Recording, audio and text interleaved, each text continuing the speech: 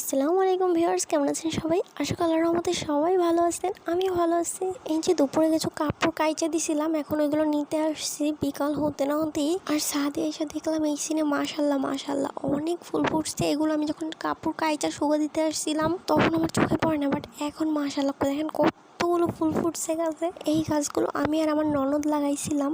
এই গাছগুলো লাগানো তেমন কোনো প্যারা না, জাস্ট ডালগুলো ভেঙে পুঁতে দিলেই হয়ে যায়।